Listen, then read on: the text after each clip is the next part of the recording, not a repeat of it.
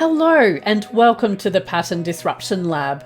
My name is Michelle Douglas, your empowerment and transformation coach, identity change specialist, and chief pattern disruptor. I help people like you to identify and interrupt the subconscious patterns that keep creating the same frustrating results so that you can experience greater abundance, confidence, and freedom. Now let's get into today's episode. Hello and welcome back. This week, we're going to be talking about your financial identity and how it's hiding in your everyday decisions. So most people think that financial identity only becomes obvious during a dramatic money crisis. So, the 3 bills arrive all at once, the car starts making a noise that sounds really expensive, the credit card's quietly smouldering in the corner, and your bank account's apparently entered a witness protection program. But your financial identity does not only appear during those big stressful moments. Most of the time, it shows up in the middle of a small, ordinary decision that you make every single day. So it can appear when you decide to check your bank account, for example. It appears when you see something on sale and immediately decide that buying it would practically be financial negligence. It appears when you send an invoice, set your prices, accept help, lend somebody money, or decide whether to pursue a better paid opportunity. These decisions might not feel important on their own, but when you look at them collectively, they can reveal quite a lot about who you believe you are with money. So what is financial identity? Your financial identity is the internal picture you hold of yourself in relation to money. It influences what you expect, what feels normal, what feels possible, what you believe you deserve, and perhaps most importantly, what feels emotionally safe. Your identity influences your beliefs influence your thoughts influence your emotions influence your actions and reactions, and these repeated actions contribute to your repeated results. So if you've got the same thing going on over and over again, this could be why. There's some sort of financial identity pattern running in the background that's recreating these results. This does not mean every financial circumstance is caused by your mindset, though. There are very real factors that affect people financially, such as the cost of living, employment changes, unexpected expenses, that sort of thing. But when circumstances are difficult, your financial identity can still influence how you respond. And those responses often appear in very ordinary moments. So let's start with a simple example. So you receive a notification from your bank. Do you open it? Or do you look at your phone and think, I don't currently have the emotional availability for this relationship? Perhaps you leave bills unopened. Maybe you avoid checking your bank account after spending more than you intended. Or you put off reviewing your subscriptions because you already suspect you are paying monthly for 17 things that you've not used since 2023. Avoidance can look like poor organization, but there's often an emotional reason underneath that. Looking at your finances may trigger fear, shame, overwhelm, or a feeling that you are going to discover something you cannot handle. Avoiding the information will give you temporary relief, and that relief becomes the reward. The problem is that the relief doesn't last. The situation remains, but now it's accomplished by extra anxiety, late fees, or the general sense that something unpleasant is lurking nearby. The financial identity underneath that avoidance might sound like, I cannot cope with money. I'm bad at managing finances. Money always brings bad news. Or it is safer not to know. So the everyday decision is whether to open the bill. But underneath that small decision is a much larger belief about who you are and what you can handle. Your financial identity can also appear when you spend money to shift an emotional state. So you've had a difficult day, you might feel flat, frustrated, or unappreciated. Then you see something online and it's not just a handbag, it's hope, it's possibility. It is a handbag that understands you. 5 minutes later, it's on its way to your house. Now there's nothing inherently wrong with buying something that you enjoy. The question is whether you chose to purchase consciously or whether the purchase was trying to do an emotional job. Sometimes we're really not buying the item as such, but we're buying excitement, comfort, relief, a sense of control, or a temporary feeling that life is a little more generous than it felt 10 minutes ago. Again, the small decision is whether to make the purchase, but the deeper question is, what feeling am I trying to create and what feeling am I trying to avoid? That answer can tell you a great deal about the pattern operating underneath your spending. Financial identity also appears in the way we receive money. You might have decided what you are going to charge for a service. You feel confident, you know the value of your work, and then somebody asks for the price. And suddenly a discount falls out of your mouth. They may not have objected. They may not have negotiated. They may not have even blinked.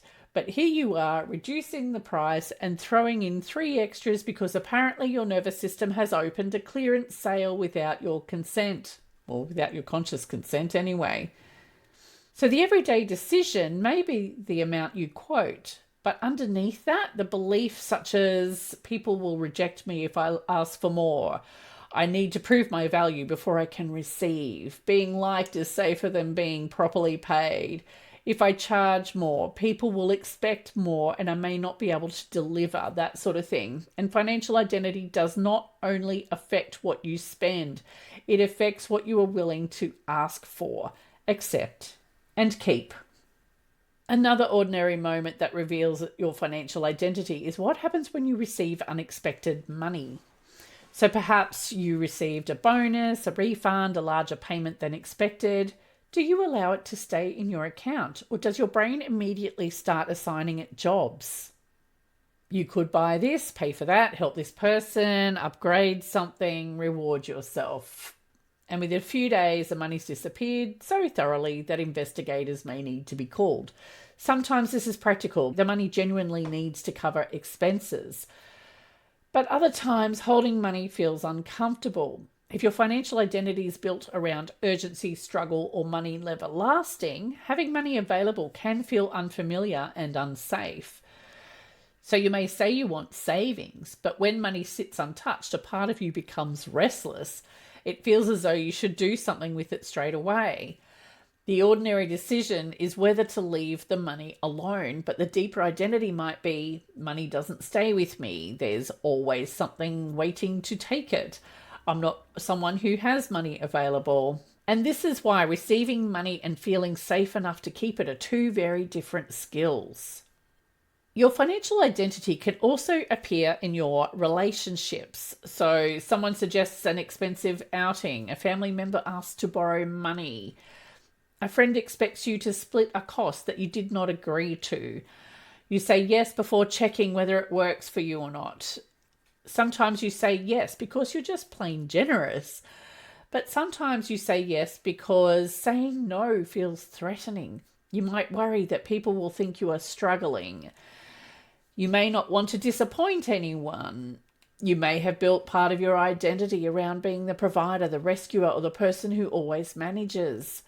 The everyday decision might not be whether to pay for dinner, but instead is more like, am I choosing this because I genuinely want to, or because I am afraid of what it will mean if I do not? Generosity feels very different when it comes from choice rather than guilt. Financial identity is also present in career and business decisions. So you see a better paid role, but you don't apply. You have an idea for an offer, but you keep adjusting it instead of actually launching it. Somebody invites you to speak, promote yourself, or step into a larger opportunity, and suddenly you decide you need another 6 months of preparation. I've been that person once or twice. So your conscious mind wants growth, but your subconscious might be thinking, what if I fail? What if people judge me? What if I succeed and then have to keep succeeding? What if more money creates more responsibility? This is where the fear of success often hides. And you'd be surprised how many people actually fear success as opposed to fearing failure.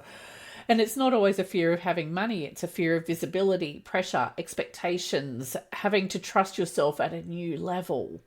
The everyday decision is whether to send the application, publish the offer, or accept the opportunity. But the financial identity underneath it may believe that staying where you are is much safer. Familiar does not always mean good, but sometimes it does mean known and therefore safe. Your identity can also be revealed by the story you tell yourself after making a financial decision. So you might buy something impulsively and say, I'm hopeless with money. You avoid checking your account and say, I always do this. You experience a setback and you decide, money never stays. These statements may sound like descriptions, but they are identity statements, and your subconscious is hearing this stuff. Let's go to 2 sentences. I made an impulsive purchase versus I am terrible with money. The first one describes a behavior. The second one turns that behavior into a permanent definition of who you actually are. And when you repeatedly describe yourself in a particular way, your mind begins looking for evidence that supports that identity. So you notice every mistake, you overlook every improvement, and you continue making decisions that feel consistent with the person you believe yourself to be. This is why changing your financial identity does not begin with pretending you are perfect with money. It begins by becoming more accurate. You acknowledge the behavior without turning it into your personality instead. So in other words, you acknowledge a behavior without turning it into your full personality. So I want to invite you to do a simple exercise.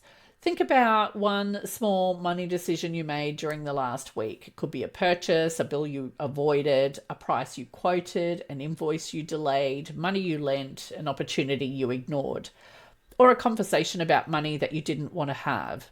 Then ask yourself, what was the decision? What was I thinking immediately beforehand? What emotion was present? What did I choose to do? What result did the choice contribute to? And what financial identity did that choice reinforce? And then ask one final question. What might a financially secure and self-trusting version of me have done differently? The answer doesn't need to be a dramatic life overhaul, but it might mean checking the account, waiting 24 hours before buying something. That's a big one. Sending the invoice, asking the question, leaving unexpected money untouched for a few days, saying, let me check my finances and come back to you, or applying for the opportunity before your brain produces a 48-page report explaining why you're not yet ready. Small decisions matter because they create evidence. Each time you make a decision from self-trust, clarity, or personal power, you show yourself that a different financial identity is available. And this is where my team formula comes in. Your thoughts plus emotions plus actions equal manifestation. So you can think about abundance, you can visualize financial freedom, you can imagine the life you want, but your actions still need to support the financial identity or the identity of the person you are becoming. You cannot continually make decisions that reinforce avoidance, scarcity, or self-doubt while expecting your physical results to consistently reflect abundance and self-trust. This doesn't mean you need to make every decision perfectly, but it does mean you need to begin noticing who is making that decision. Is it the part of you that believes money is dangerous, or the part that expects disappointment, or the part that needs immediate emotional relief, or the version of you who is learning to trust herself with money, or himself? Your financial identity is not only revealed during dramatic money crises, as I've talked about before, it appears in ordinary moments when nobody's watching. It appears in the email you open, the purchase you pause before making, the invoice you send, the opportunity you apply for, the money you allow yourself to keep. These small decisions may not appear life-changing in the moment, but repeated decisions are consistently and continually providing evidence about who you believe you are. And the lovely part is that each new decision gives you an opportunity to create different evidence. If you would like to know which subconscious financial identity pattern is influencing your everyday choices at the moment, take my free financial identity quiz, which you can find at empoweredlifeprograms.com/identity quiz. Because once you can see who actually has been making those decisions, you can begin to start choosing differently. I'll see you next week.